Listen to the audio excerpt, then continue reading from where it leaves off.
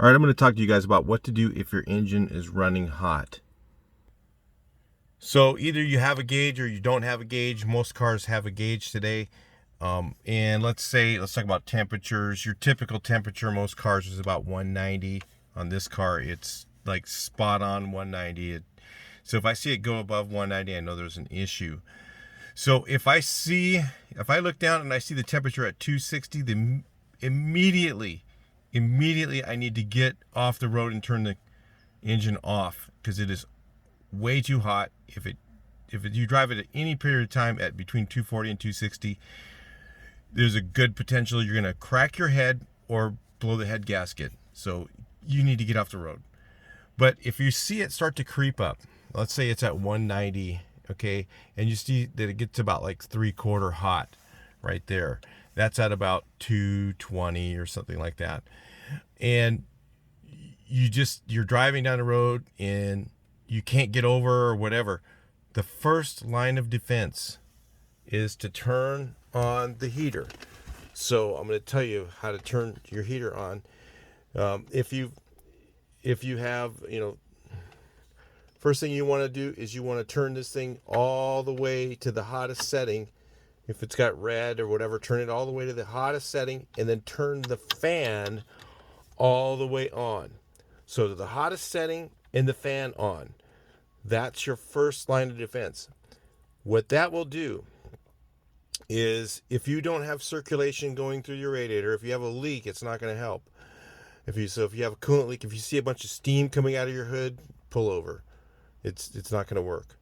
Okay, but if it's not steaming out of the hood, the first thing you do is turn that heater on full blast, highest fan setting. What that's going to do is, if you have a problem with circulation through your radiator or your fans aren't working, what it's going to do is it's going to use your heater core, which is a small radiator located inside the cabin. It's somewhere under here, and it's a really small radiator. And what that will do is it'll take that hot coolant and cool it down sometimes enough to actually keep driving. So what I've done before, like in this car, my fan stopped working. I turned the heater on to full blast, turn it on to 80 degrees or whatever.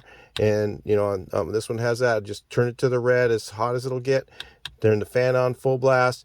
And I noticed right away that my temperature started to drop. So it was at the first mark past 190. And it just started to creep past that. And as soon as I turned that heater on, within a few minutes, it was going down, and it went right back down to 190, so I could keep driving. So, but right away after you do that, it's a really good idea to pull over the side of the road. Make sure you don't have any coolant leaks. All my daughters all know this, so it helped them a few times in situations, so I thought I'd share it with you guys. So right away, pull over the side of the road. If you see you want to check your coolant level. On this car, you can actually check the coolant level by looking in the sight glass right here on this thing, and that is actually your radiator. Some cars you will need to take the radiator cap off, but you do not want to do that while it's hot. The first thing you want to do is cool your engine down. So there's a couple different ways you can do that. And one of the things you can do wrong when you do that is take a big bucket of ice water and pour it over your engine. You're probably going to crack the block. So you want to cool it down slowly. You want to cool it down. You don't want to cool it down like immediately, really, really fast. You want to bring the temperature down slowly so that the metal has a chance to shrink because it's expanded. And if you just put cold water all over it right away, you could crack the engine block, or again, ruin the head gasket, or the radiator could crack, all kinds of things.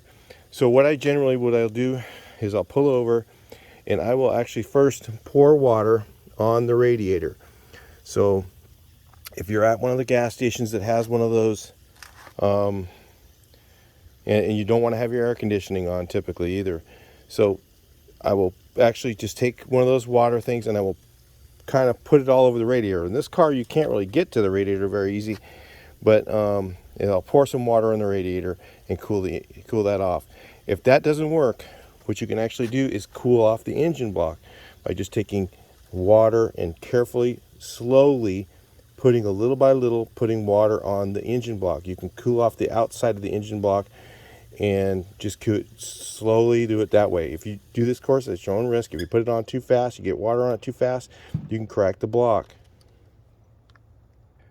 Things you want to look for is if it's running hot like that, you want to see if your fans are working. So the first thing you want to do is check your fans and see if the fans are turning. In this car right now, they're not turning, so that I know that that's a problem, and I'm going to replace the fans. But if you want to check your fans and see if they're working, if the car's cooled down a little bit and it's not hot anymore, it's not overheating, you can turn your air conditioning on for a moment and turn on that air conditioning, get outside and watch and make sure those fans turn on. If the fans aren't turning on, then that might be a problem. Either your fan relay or fan switch or your fans are bad. So that's the first thing you want to do is check that. Make sure your fans are turning on if there's no leaks. If you have a coolant leak, okay, if there's coolant leaking from somewhere, again, first thing you want to go ahead and just not drive the car at that point. Okay, if the coolant's leaking from somewhere, it's really not a good idea to drive unless you really are in a desperate situation. You don't have money to fix it. You don't have money for a tow truck. I'm going to kind of go over those things too, what I've done in the past myself. And again, do this at your own risk. What I've done is I had a coolant leak, and it was right here at this little T. Right here, it was leaking out of that little T. So I cooled the engine off, and I made sure it was with water, poured water on the block, made sure it was cool. When it was plenty cool, when the engine's cooled down, I slowly took the radiator cap off. I started to take it off a little bit, stand way back, get it off loose slowly, make sure there's no pressure coming out, make sure it doesn't blow out of there, get your hands and face away from it. And I took the radiator cap off. Again, you can do this at your own risk. I took the radiator cap off, and I filled the engine was shut off at that point, and it was cool. So I went ahead and filled up the radiator with water. So I went ahead and filled this reservoir up with water. And then what happens is when you run your engine, this is called a pressurized system. The old cars back in the 20s, they didn't have a pressurized system. They only had and what would happen is when you go up in the mountains, water boils at a lower temperature, at a higher atmosphere, because it has less atmospheric pressure. So water boils at a lower temperature.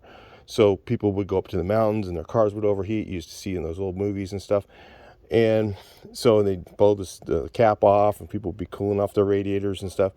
Well, they figured out that if you have a pressurized system, you can go up in the mountains, it won't boil as quickly. And when it boils, it puts air in your system, and that air actually is what causes the engine to get hot. So what you can do temporarily, what I've done before, is take the radiator cap off after it's cool, fill it up with water, just with water, it's fine, it's temporary. And then I've had to drive my car. I drove my car. I just took a rag and I just taped it up around here and kind of slowed down the leak. And then what I did is I put the radiator cap on with just a little tiny bit, didn't tighten it up, didn't put it on tight, just put it on loose.